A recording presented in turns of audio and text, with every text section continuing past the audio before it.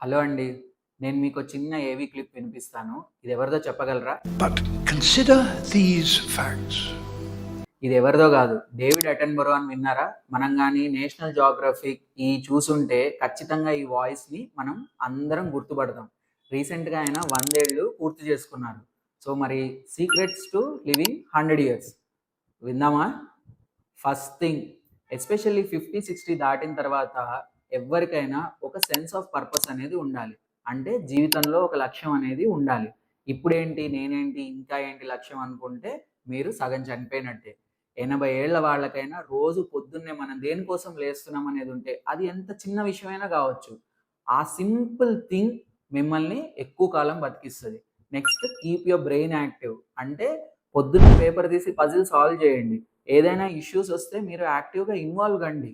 అందులో constructive criticism అనేది మీరు ప్రొవైడ్ చేయండి. మీ బ్రెయిన్ యాక్టివ్ ఉన్నంత కాలం మీ బాడీ ఆటోమేటిక్‌గా ఎక్కువ పనిచేస్తుంది. ఇంకోటి ఏజ్ పెరిగే కొద్దీ మోర్ ప్లాంట్ బేస్డ్ ఫుడ్ అనేది మీ దాంట్లో ఇన్కార్పొరేట్ చేయండి. అంటే మీట్ తినొద్దు అనట్లేదు. But more plant based food తింటే మీ గట్ బ్యాక్టీరియా అనేది ఇంప్రూవ్ అవుతుంది. దానివల్ల మీకు ఇన్‌ఫ్లమేషన్ అనేది తగ్గుతుంది. బాడీ హెల్తీ అవుతుంది.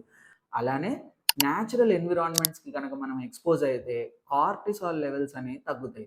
సో, వన్స్ కార్టిసాల్ లెవెల్స్ తగ్గితే స్ట్రెస్, ఇన్‌ఫ్లమేషన్ తగ్గుతది. ఆటోమేటిక్‌గా మీరు ఎక్కువ కాలం బతుకుతారు. So, be healthy, stay stronger, live longer.